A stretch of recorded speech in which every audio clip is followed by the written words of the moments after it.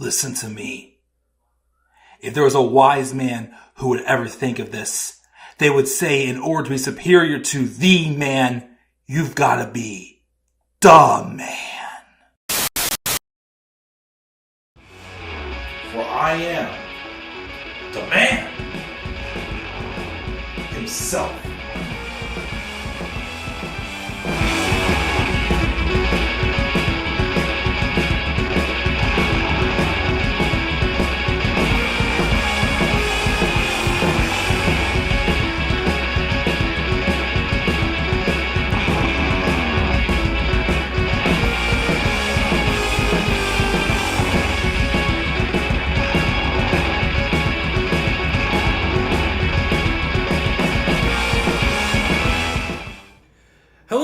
And welcome, and how y'all doing this Thursday evening?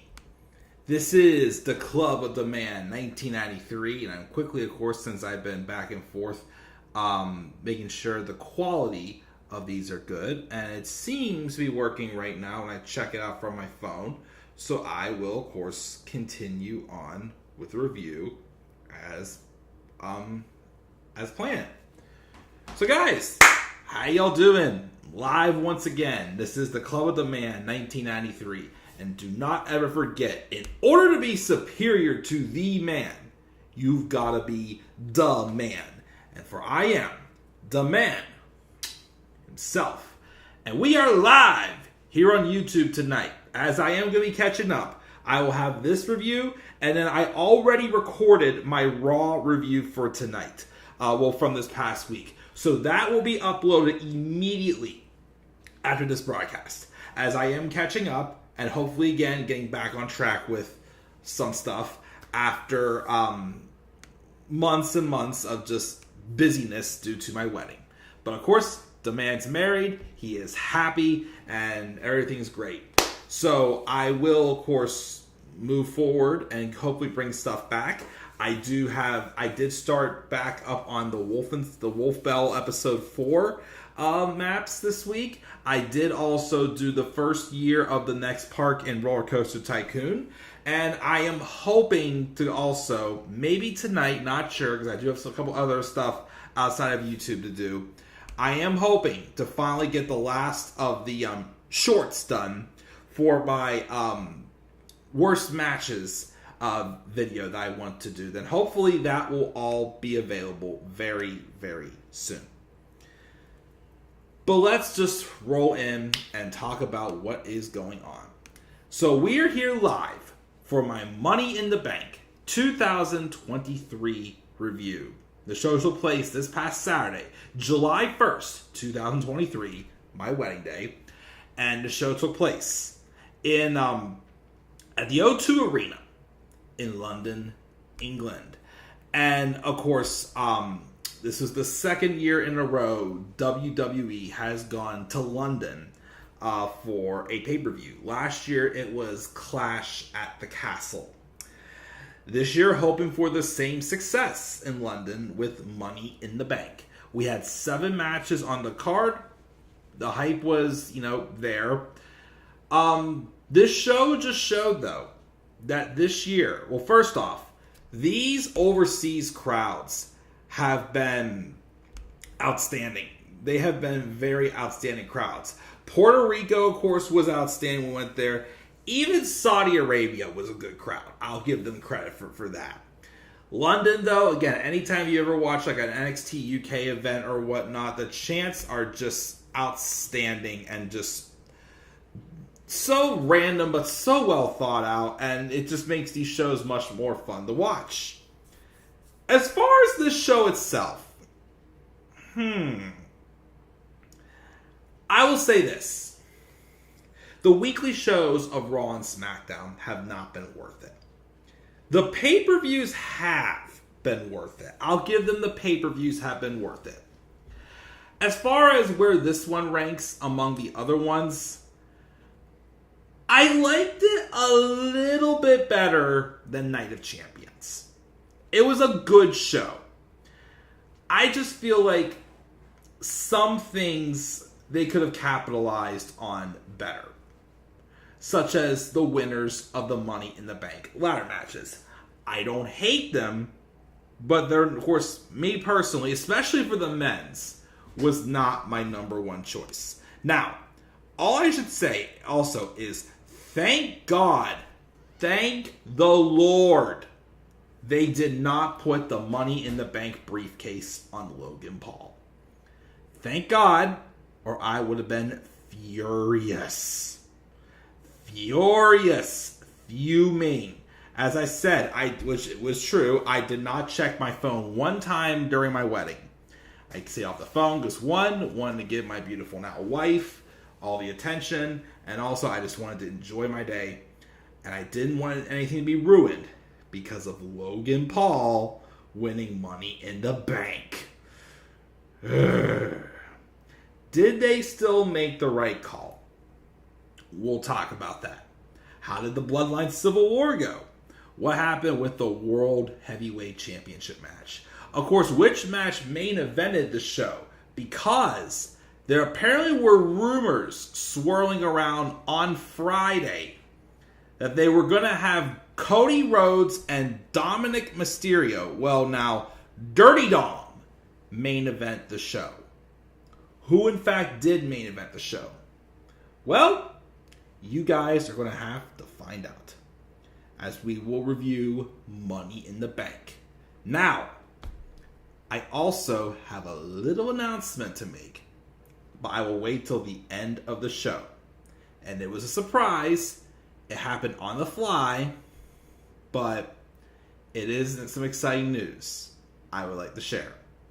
I'd like to thank my now wife for suggesting the idea and making me think it through. But I will announce that at the end of this stream. But of course, I'm going to be careful, because the last time something like this happened, I did kind of get some outrage. I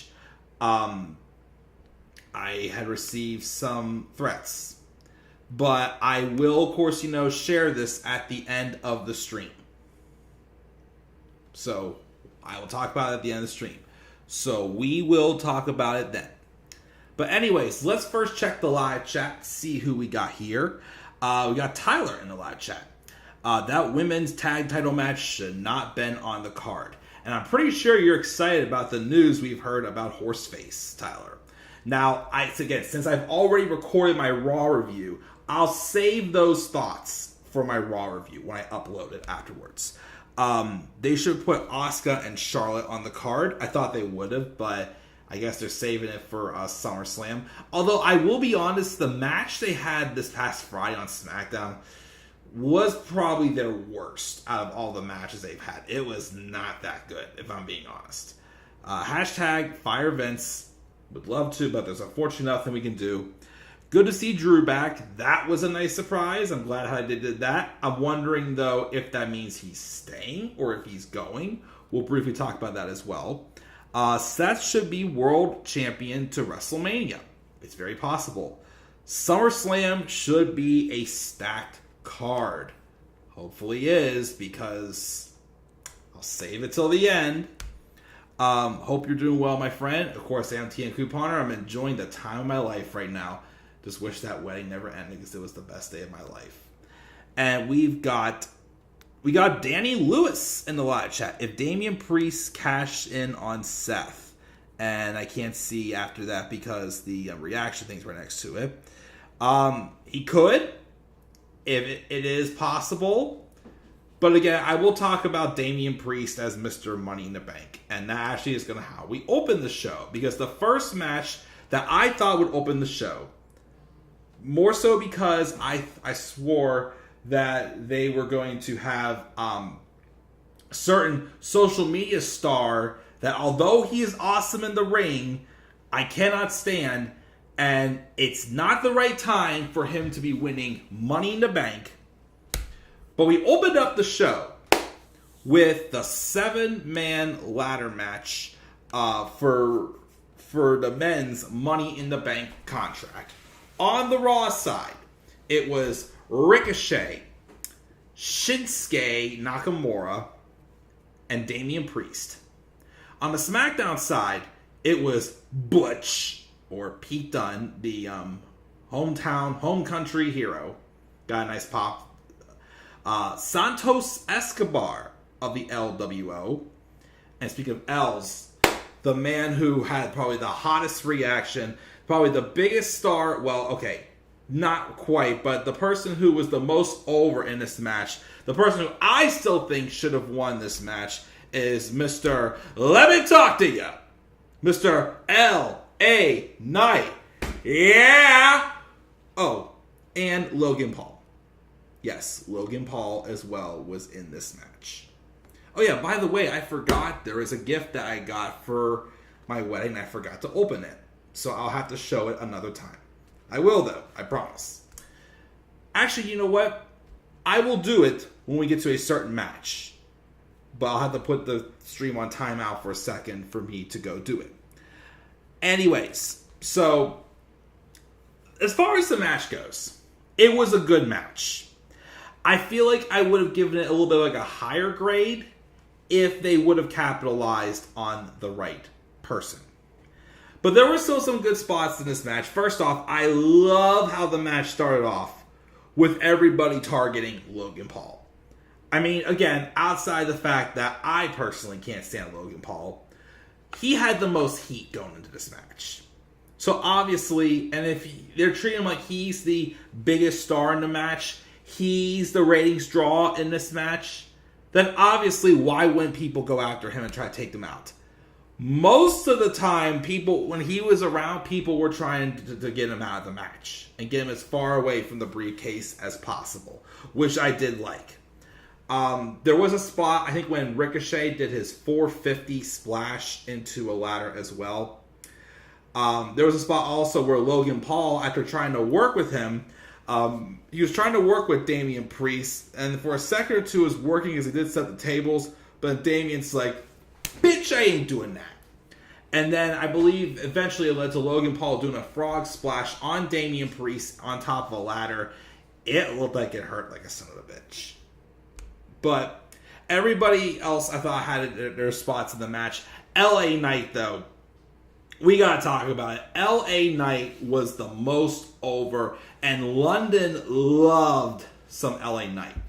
And I do feel a little more confident. Of course, I'll say that too quick, and then that's going to probably backtrack. I do like that that LA Knight has been saying his catchphrases more often. Again, the "let me talk to you" or "that's a fact of life," and then the "yeah," because for a couple weeks, it looked like he wasn't really saying too much. And that pattern happened whenever Wade Barrett got over as Bad News Barrett. They told him to stop saying, I'm afraid I've got some bad news, because it was getting a positive response, and they refused to make him a babyface. Well, also, of course, I was trying to thought. The reason why, because so it's been leaked recently, and LA Knight has said that, but the reason why they brought him up as Max Dupree and made him a manager is because Vince just thought he was too old. Well, that is Vince being a big hypocrite, because eventually, I do like that, although that and this is me probably, making like a small positive, trying to say, well, at least it was this, when reality is they should have capitalized and given the briefcase to LA Knight. Well, they didn't give it to LA Knight, which is unfortunate. Thank God they didn't give it to Logan Paul, who him and Ricochet botched a Spanish fly into the tables.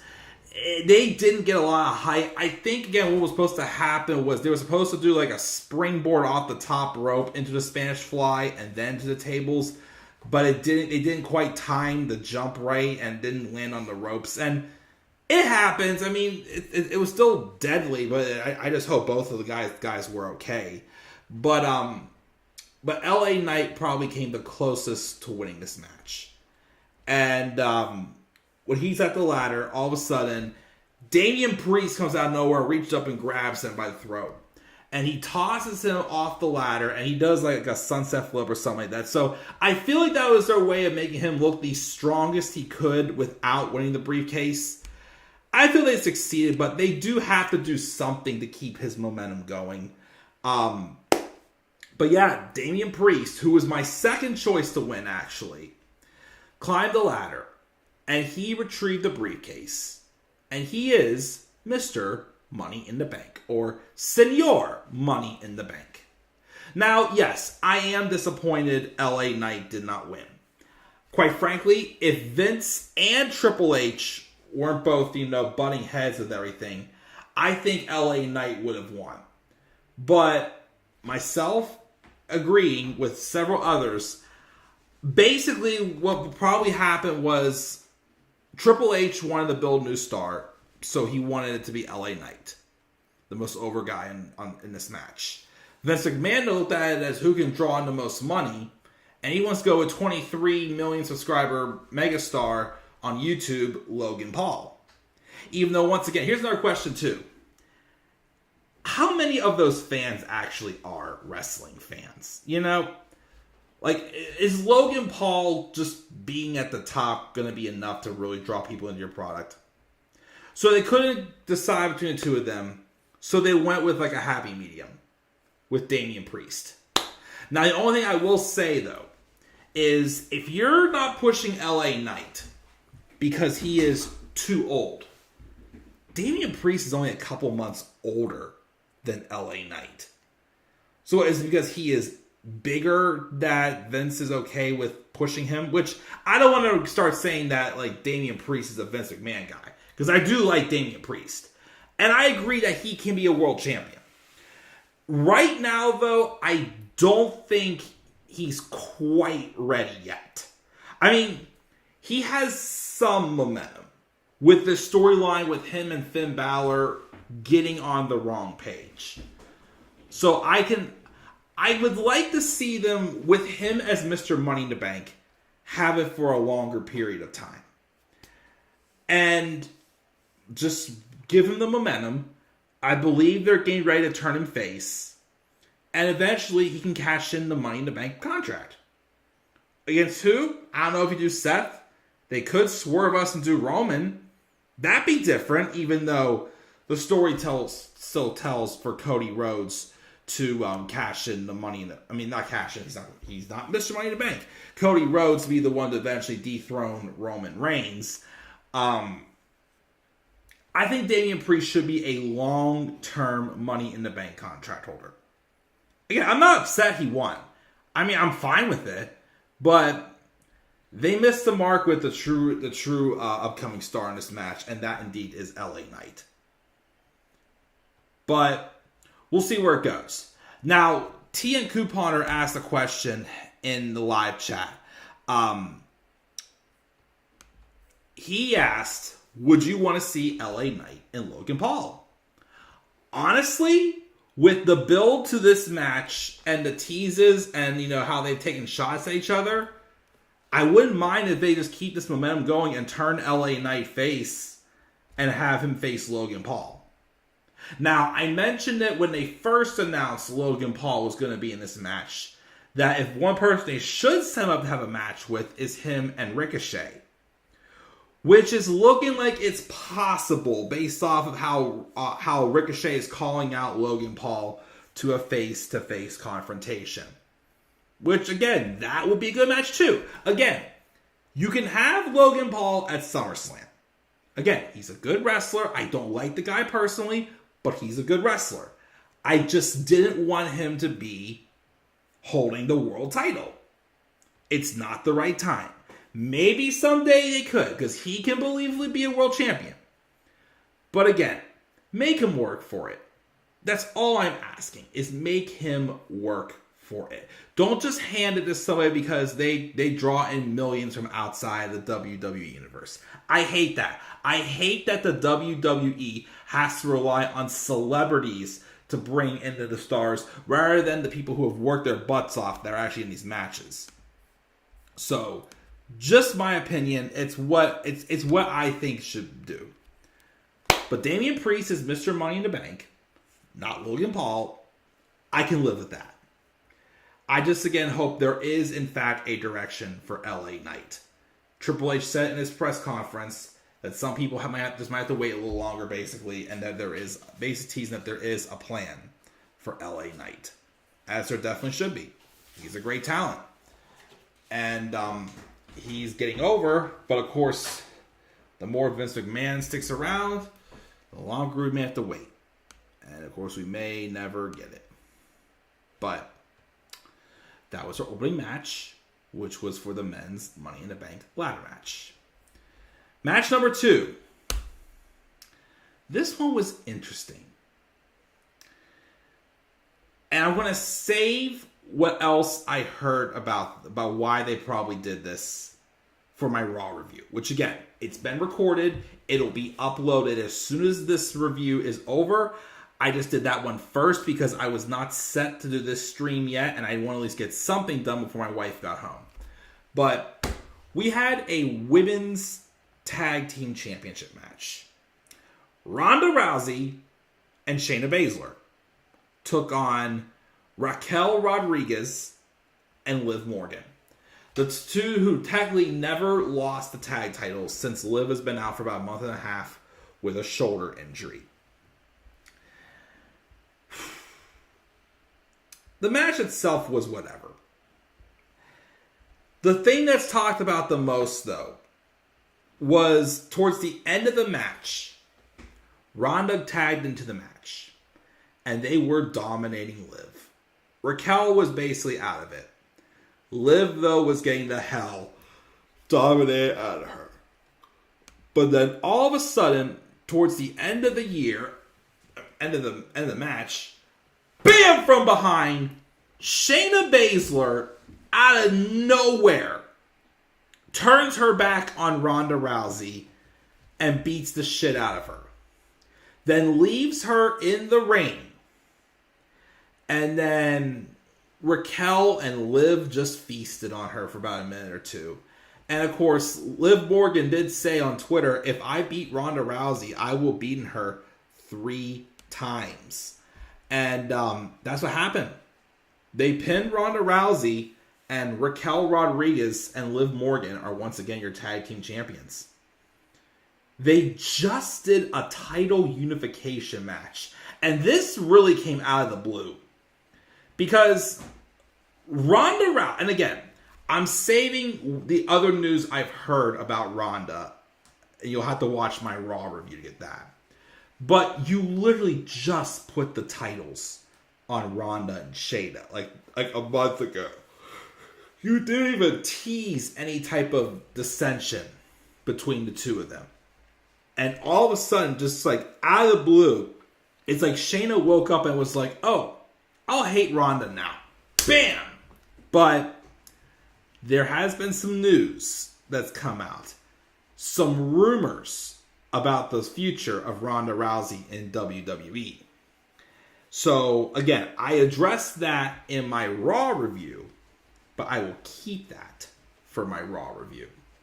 So, again, once this stream is over, I'll be uploading the Raw review. You can watch it there and find out what is going on, apparently backstage. But we are looking to get Ronda Rousey versus Shayna Baszler at SummerSlam. And based off the promo we got from Raw this past week, it looks like Shayna will be the babyface. And I hope to God this does propel her back to the main event scene for the women. She is somebody that the WWE should have never dropped the ball on. And given her the consolation prize of tagging with Nia Jax of all people for so long. And she just hasn't gotten back on track since she lost to Becky at WrestleMania. So hopefully this feud with Ronda will get her back on track. It's random. It came out of nowhere, but apparently there is a reason why they did this. And again, it will be talked about in my Raw review. All right, before we do the next match, I'm going to do a quick timeout. I'm going to go grab my other gift, and then we will continue with the review. So stay tuned for just a moment.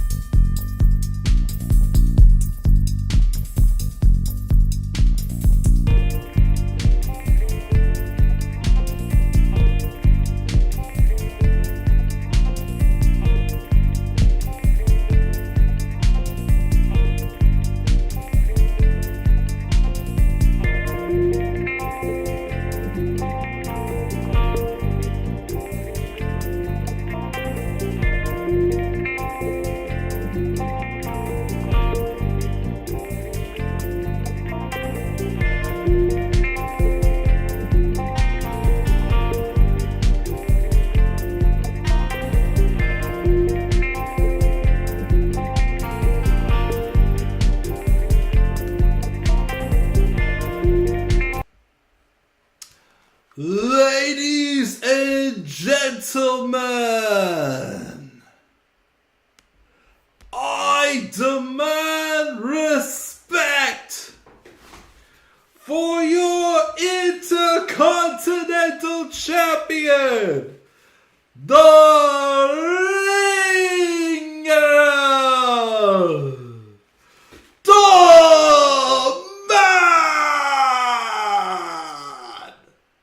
Yep, that's right.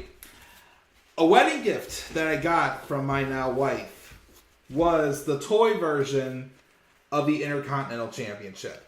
Now, I do, of course, have both the 2014 WWE Championship, and I just recently also bought the blue Universal Championship. But I did want a replica of the Intercontinental title. I do like the design. I think it looks... I've always liked the design for this IC title. But, of course, when I went to shop for it last time, I had gotten the...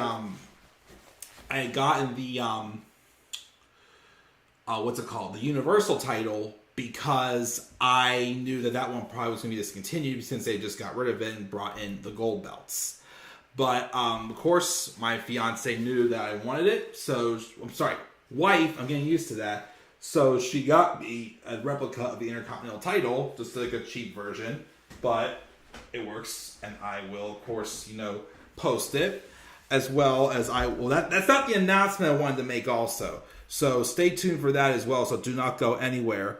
But I also, of course, I still got to play it. Hopefully maybe tonight or tomorrow. But I still got to play it. But it's not AEW, but stream. But she also got me the AEW Fight Forever game. So I'll have to share those on my Instagram and Twitter pages. But yes, I do have now the Intercontinental Championship, the Blue Universal Championship, and the WWE World Heavyweight Championship. So yes, I do like I'm grabbing some replicas to add to my collection. Definitely some good stuff to take to like autograph signing someday. But I will put this up here with the rest of my belts right now. And of course, give them all home someday. But yes, that was kind of leading into my the next match on the card, which was the Intercontinental title match between Gunther and Matt Riddle. This match was good. I feel like if Triple H had more control over the build, because let's face it, I have hated the booking of Imperium on Raw. I really thought that they would be like a dominating force on Raw, especially, well, even though Cody Rhodes is probably going to win the 2024 Rumble for him to get his shot at Roman Reigns, unless they do something with the Chamber. But there have been rumors of Gunther winning the Royal Rumble as well, which I think he'd be an excellent choice to win the Rumble match. But I feel like if Triple H had more control, this probably would have been a competing match towards, what a match with Gunther and Sheamus would be, or even the IC title triple threat match. I feel like it would be it would have been, like more like that. This was like a solid match, but I feel like these guys could have done better. But the psychology in the story was, again, that Gunther had weakened Matt Riddle by smashing his ankle, and he more so worked on the ankle and got Matt Riddle to tap out due to pain for the ankle. Now, after the match, though, as Gunther was raising the title high, here came one of the big pops of the night. As for the first time since he took the pin in the triple threat match at WrestleMania 39, here came the return of the Scottish Warrior, London's own Drew McIntyre. That's right, Drew McIntyre, whose contract status for the future has been up in the air lately, made his return. And he came out and confronted Gunther. And it looks like, and I think he got some physicality in there. And it looks like at SummerSlam, it'll be Gunther versus Drew McIntyre for the Intercontinental title. Now, I believe I heard Gunther has to get to September 8th in order to break the Honky Tonk Man's record. That would suck, though, because you would think if the WWE is trying to bring back Drew McIntyre and prevent him from leaving when his contract expires at the beginning of 2024, you would think they'd be putting the Intercontinental title on him. Unless, if this is a way to build to a Drew McIntyre heel turn, and a heel Drew McIntyre is the one who takes the belt off of Seth Rollins. Or, of course, they could have it wait till next year, and whenever Cody wins the world title, have Drew feud with Cody for the world title. That could be possible also. Like, that's the only reason why I'll be okay with Drew losing this. Is if the long-term story is they're going to turn Drew heel and make him a heel world champion. But we'll have to wait and see. But Drew McIntyre one-on-one with Gunther at SummerSlam should be a good match for the IC title. We'll see where it goes, though. So that was that match. And then the next match was the rumored main event match of the show originally. Cody Rhodes versus Dominik Mysterio. And thank goodness it didn't main event the show, because this match felt like a main event of Raw, if I'm being honest. Wasn't that long. It was more so like a cool down match. Cody beat Dom clean. And I guess Cody proved once and for all that Dirty Dom is nothing more than a mommy's boy. That's sad. But Cody got the win. And of course, we all know based off of Raw, he's going to SummerSlam and fighting Brock Lesnar in some type of a stipulation match. What that'll be, I don't know. We'll have to wait and find out. And will we ever by the time we get to SummerSlam, find out why in God's name for sure Brock Lesnar is attacking Cody Rhodes? Who knows? Who the heck knows? But to keep my live chat engaged before we move on, I will check with the live chat real quick to see what is going on here. By the way, also, thank you to everybody also for not sending me spoilers for this show. Although my 14-year-old nephew did accidentally spoil the main event for me on Tuesday, but he didn't know I hadn't seen it. But let me check and see what we got here in the live chat. If I can get this dragged up. I think we're right here. TQ Parker says, my prediction SummerSlam Seth Rollins versus Finn Balor. Priest cashes in to make it a triple threat and wins the title, which is possible. Danny Lewis' predictions, Jey Uso versus Roman Reigns for the Undisputed title. We'll talk about that. Would you do LA Knight versus Logan Paul at SummerSlam? I would, but we're also going to LA Knight and Ricochet. Logan Paul and Ricochet, which would be good. I just do kind of hope they would get something, though, for LA Knight if they still go with Logan Paul and Ricochet. Did you hear that Bray Wyatt coming back as The Fiend? I've heard rumors and predictions of Bray Wyatt returning as The Fiend at SummerSlam, confronts confronts Roman Reigns, and sets up for a one-on-one match at Payback, which is going to be right here, and I plan on going to Payback.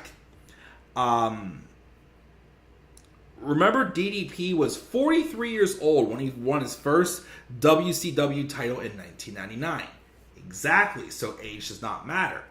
Of course, Vince didn't have control over him then, but still.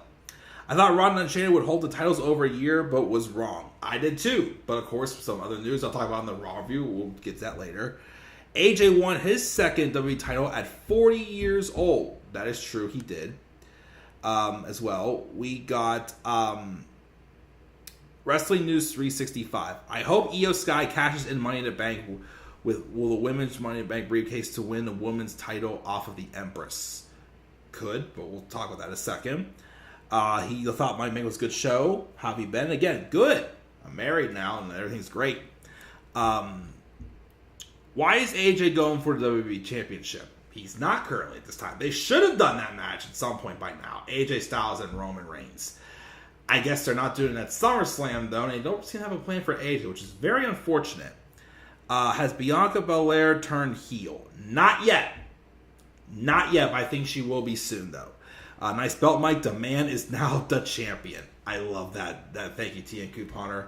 Got this one wrong. Thought that Brock would cost Cody the match. I did too. It would have been nice to see Dirty Dom get a nice rub from this, but it was just a match.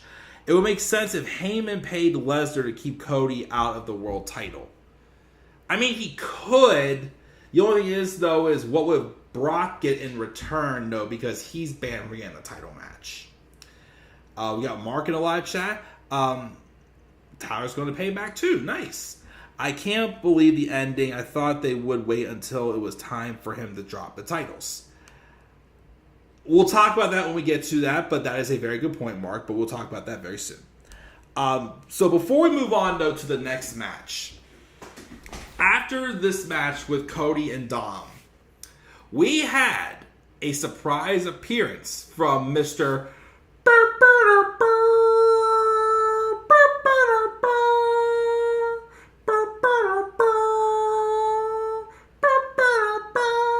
That's right. John Cena made a return, and the first time we've seen him since he lost to Austin Theory in a meh match at WrestleMania 39. I'll be honest again, that especially from the fallout, that match really did not really live up to it. But basically, he was just there to hype up the crowd for the idea that WrestleMania could be in London. Grayson Waller came out, says WrestleMania should be in Australia, and he'd be the big shit of the show. And then they just brawled. Cena AA. We move on. Okay, it was a good promo. Got London hot, but as everybody's saying, you know that they're only pitching that idea, which London would be awesome for WrestleMania. WWE would not be considering this if it wasn't for AEW doing All In at Wembley Stadium. You know that's the case. You know what's good. Just don't get all rated R like your boy Xavier Woods.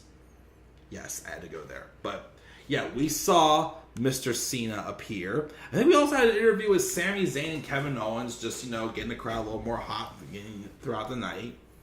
But then the next match was the 6-women women's Money in the Bank ladder match. We had, on the Raw side, the Man, Becky Lynch, Trish Stratus, thank you Trish, and Zoe Stark.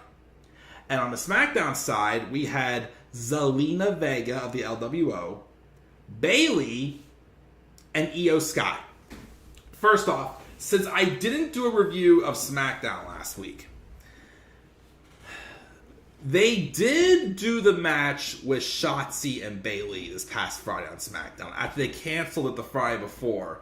And the stipulation, of course, was if Shotzi won, she would replace Bayley in the match.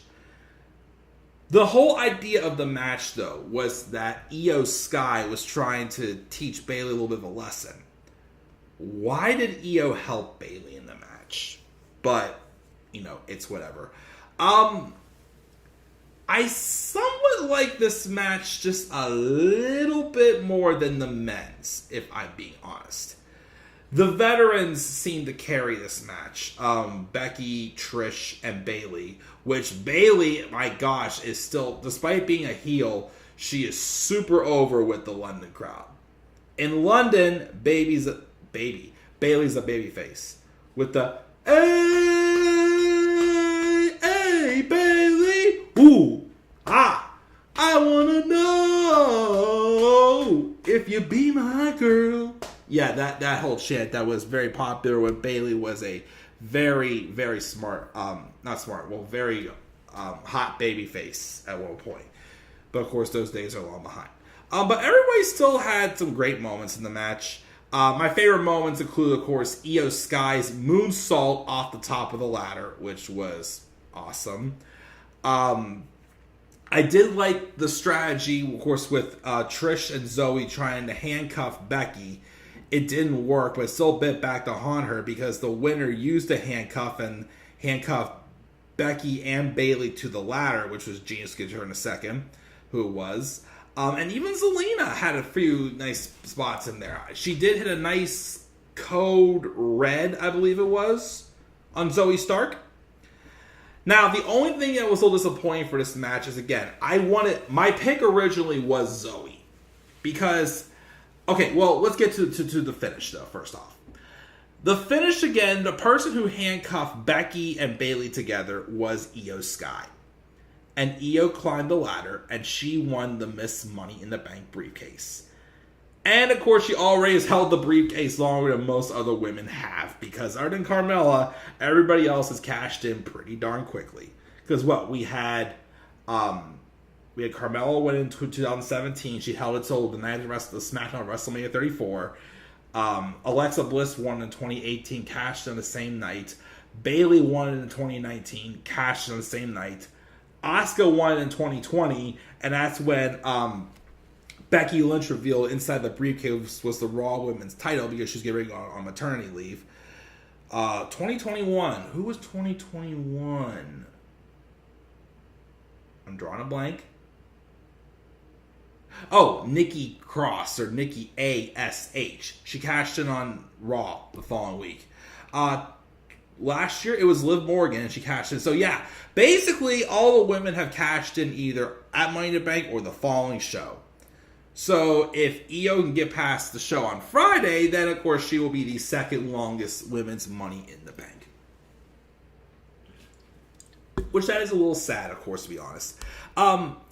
The only problem I have with Io winning, and again, I'll say this, I'm okay with Io winning. Personally, though, I still think if you want to do her and Asuka, I don't think you needed the briefcase for it. I still would have had them put it on Zoe Stark and have her be like a long-term Miss Money in the Bank. Build her up with that briefcase, of course. But I guess that's not the plan. The plan is, I guess they're going to probably wrap this up at SummerSlam with Becky, Trish, and of course, whatever they do with Zoe. But I guess they're going to have Io cash in on Asuka. Now, of course, it's looking like right now it's going to be Asuka, Charlotte, and Bianca for the WWE Women's Championship at SummerSlam. I don't know if Io will cash in and make it a fatal 4-way, or again, you could just have Io cash in and go one-on-one with Asuka at SummerSlam, and then do Bianca and Charlotte one-on-one. But we're already going to be getting Shayna Baszler and Ronda Rousey, and probably nobody again for Rhea Ripley. Damn it, come on, guys. And of course, Trish and Becky. So I'm pretty sure you already have a lot of women's matches teased. So I'm pretty sure it's most likely going to be the triple threat, which I do plan on again doing a card prediction, hopefully sometime this weekend for SummerSlam.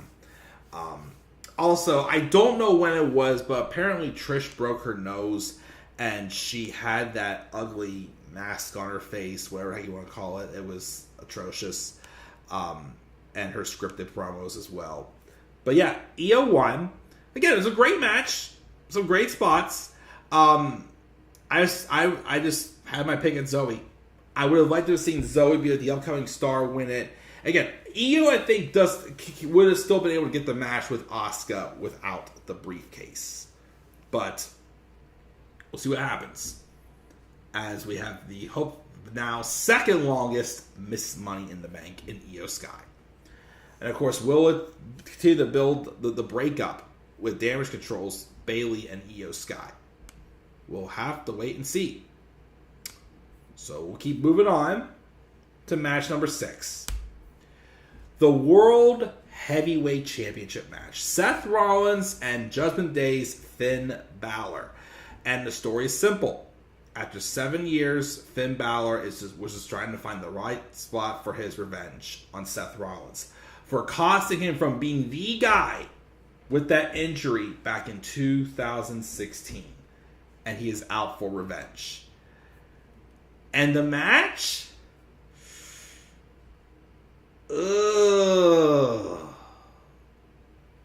It was a little bit of a letdown. Decent, but like Cody and Dom, it kind of felt like the main event of an episode of Raw. It felt a little more like a segment. Because the match was only maybe about 10 minutes long. Which has made me wonder, based off of this and what happened on Raw, Are they doing a rematch at SummerSlam, but with Balor as the Demon? Which is possible, of course.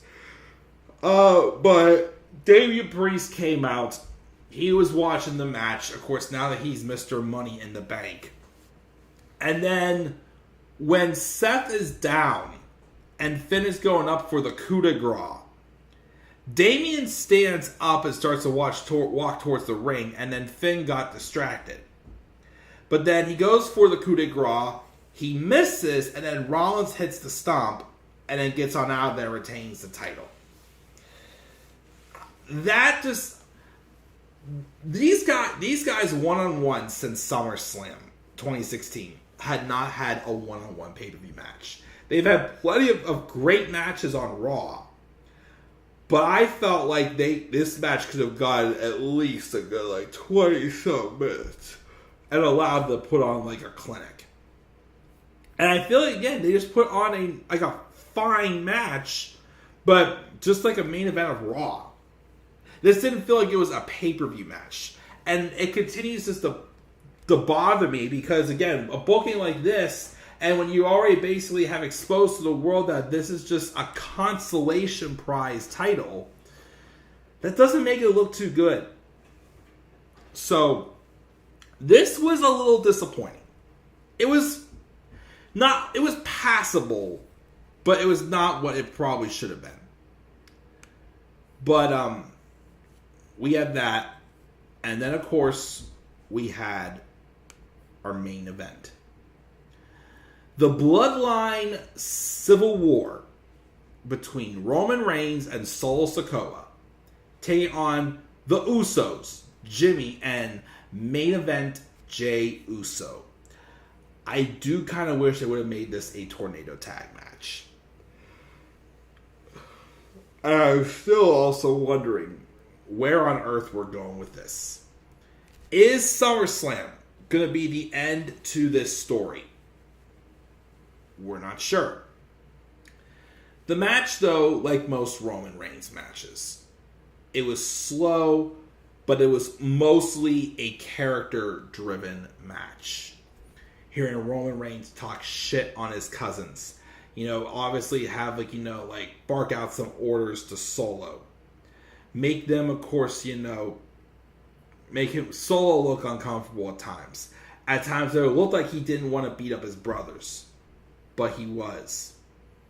And then the match, of course, the pace just slowly picked up faster. And it just creates that suspense in you that just really makes you want to get hungry and see more. And sure enough, it was. It got chaotic. There was super kicks. There were spears. I believe Jey Uso kicked out of a spear. There was also a spot in the match where I think it was Jimmy, where Roman and Solo basically double teamed and hit a spear and a Samoan spike at the same time on Jimmy. And then Jey, who was already down, they stacked him like Roman did with Daniel Bryan and Edge back at WrestleMania 37. Despite all that, though, the Usos kicked out. And then Solo basically was taken out of the match when he went for a splash on Jimmy through the table. The announcer's table. But when he rolled out of the way, Solo went through the table, full force with just him. He didn't land on Jimmy. And then Roman was basically stuck on his own. He had hit the spear on Jey, but Jey kicked out, though, with a kick-out low blow. Roman pulled that on Jey, I think, once or twice at the beginning of his reign, where he kicked out, but where his arm was at, basically, he hit a low blow at the same time. So, obviously, shaking up the tribal chief. And they just super kicked the hell out of him, leading to an Uso splash from Jey Uso. And Jey Uso, despite not clean, for the first time, since December of 2019, in a TLC match with King Corbin, Roman Reigns gets pinned. Yes, he's lost a couple tag matches, but didn't eat the pin. This one, he ate the pin, which is most likely setting up for Roman Reigns and Jey Uso for the world title at SummerSlam. I do think, now here's my honest thought. As much as I love Jey Uso and how he's proven himself in the main event scene with this whole 3-year storyline, I still can't buy him being world champion. I unfortunately think he will not beat Roman at SummerSlam.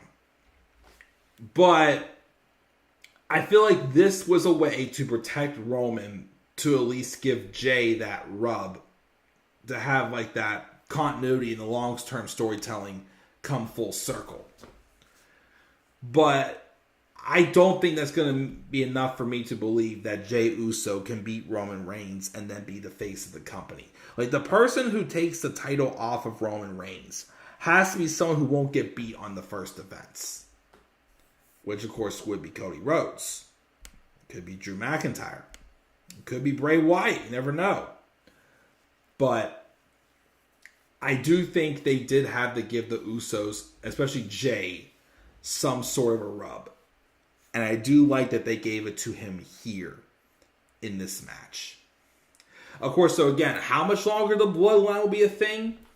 Again, Roman's rumored to be working less dates after SummerSlam. But again, since Cody's not fighting him, I don't think he's dropping the belt at SummerSlam. I really don't. But then again, you never know. And we'll have to wait and see what happens. But still a great match.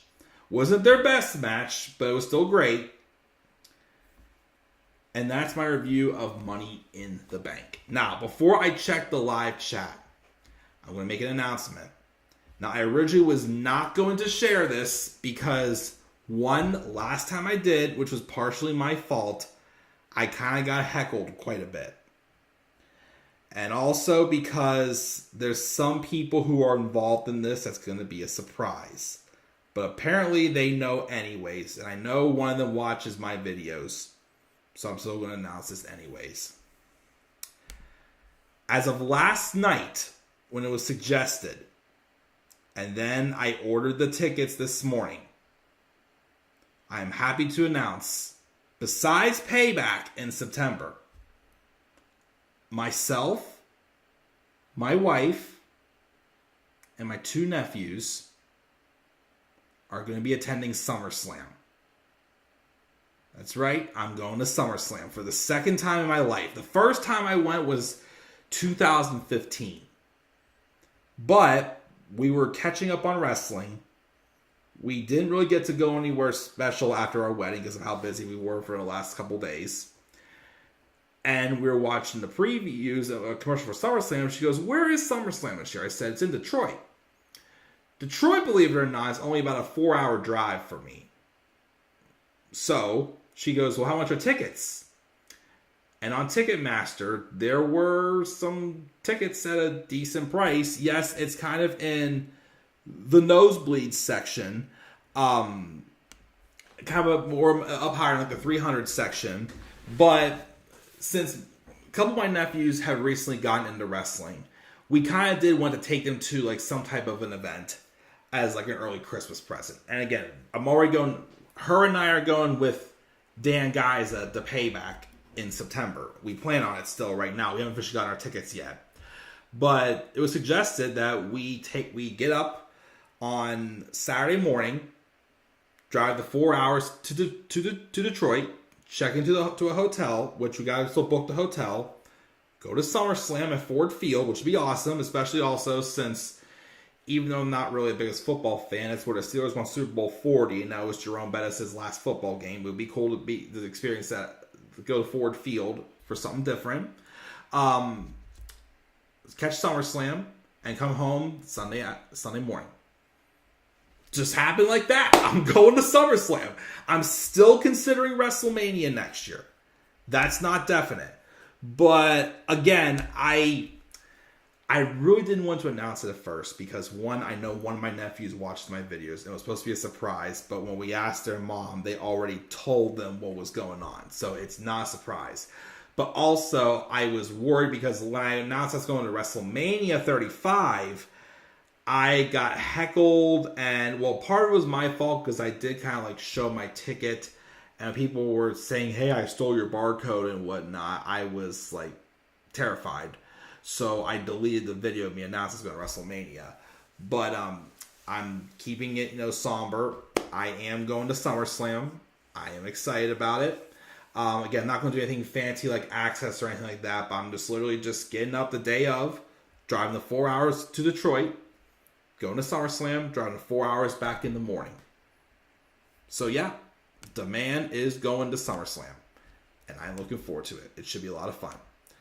But yeah, check the live chat, then I'm going to get out of here. Like I said, immediately after I'm uploading my Raw review, I gotta catch up on Dynamite, so I'll hopefully review that tomorrow after work. SmackDown review. And then I will watch Collision this weekend and do a review on it because they're doing CM Punk and Samoa Joe. And I do want to see that match. So I will do a review of Collision this weekend as well.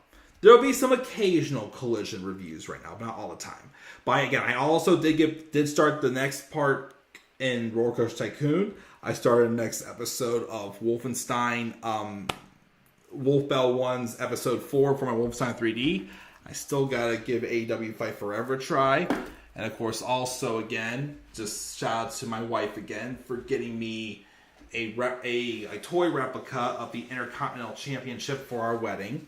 So yeah, thank you guys, of course. Let's check the live chat before we go off the air here. And see what we've got. So, once again, let me see where we were at here. I think we were right here. Okay. We see here. Hashtag thank you, Trish. Remember, the women's never had a failed cash-in. That's true. I'm hearing some people are thinking that Bayley's going to cost Io the briefcase, which could happen. Io versus Bayley at SummerSlam for the briefcase could happen. If Zoe won, do you think Zoe and Trish cashes in to win the tag titles? Now, that would be interesting to see them do that. However, though, I'm still thinking, even though they've made it clear that the rules are now you can cash in on any champion, whether it's a world champion, mid-card champion, NXT champion, or whatnot. My thing is, though, is because I'll give Austin Theory, a pass on this. Because his story of him cashing in on the U.S. title last year was that Roman's never around. When else was I going to get the opportunity to do it? I very rarely was. So he cashed in on in his opinion, the best title on Raw, which was the U.S. title. So I get that one. But why wouldn't you want to cash in on your world champion? Why would you want to get the biggest prize? You cashing in on something else makes it sound like you're doing second best. If they're available and they're there, cash in on the world champion. So that would be interesting, but as much as those women's tag titles mean nothing, I would rather have Zoe win the briefcase, build up more as a star, and then cash in at a later date, in my opinion. Let me see here. I don't see Damian Priest cashing on Roman Reigns. I don't see that. Probably won't happen, but it would be a swerve if it did. I hope WWE comes out with the Bloodlines on DVD and Blu-ray. They could. Roman Reigns get pinned at December 2019. Mark congrats me on my marriage again. Thank you. He's disappointing. He wanted LA Knight to win. We all did, of course. It's awesome. So happy for you, my friend. Enjoy your trip. And happy as well. People say happy. They're happy I am going to SummerSlam. Well, thank you guys. I told you guys are definitely the people I trust the most, probably on YouTube. And then let me see here. That way, then we put Cody on SmackDown instead of Raw. He should have gone to SmackDown. If he would have gone to SmackDown, he would have been taking the title off of Roman at SummerSlam. Why they kept them separated, I do not know. You could have still done him and Brock on SmackDown, but who the hell knows? Get rid of those women's tag titles. They mean nothing. Hey, they got rid of the NXT women's tag titles. Get rid of the WWE women's tag titles next. Who knows? But yeah. So, yes. So again, as soon as I'm done with this video, as soon as the stream ends, I'm uploading the Raw review. I'm going to catch up on Dynamite as much as I can tonight. Review it tomorrow. I'll review SmackDown. And I'll also do a review of Collision for this week as well, because I want to see CM Punk and Samoa Joe. And again, hopefully the video game stuff will come back as well. I do still got to check out the new AEW Fight Forever video game as well. But yeah, I'll also post videos, photos of that, the Intercontinental title, and I will make my announcement also that I will be in fact attending SummerSlam. But again, just not fancy seats, just kind of up in the nosebleeds.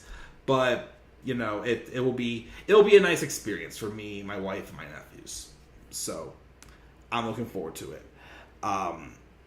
So yeah, thank you guys again for joining me live. And as you file out, make sure, guys, as always, as hashtag Road to 2,000 subscribers. I think we're 110 subscribers away, so hopefully this kind of gets me closer. Again, also, I'm going to work on a SummerSlam card as well. Hopefully get that up soon as well. And yeah, so guys, be sure, once again, leave your guys' thoughts for Money in the Bank. I gave it a B. It was a good show, but because there was a few things they didn't capitalize on, I gave it a B. I probably would have given it maybe a B plus or an A minus had they would have done a couple other things or a couple matches went a little bit better. But there were some moments on the show, but again, there was some stuff that they kind of swung and missed on too. But I'll still give this show a B. Leave your thoughts down in the comment section below. Be sure as always to slap a like on the video and subscribe for more content on my channel. And follow me on Twitter at the Club of the Man 93. And also follow me on TikTok and Instagram at the Club of the Man 1993. So until then, guys, I'm checking out. I'll catch you guys all later. Have a great rest of your night. And do not forget, in order to be superior to the man, you've got to be the man. And for I am the man himself.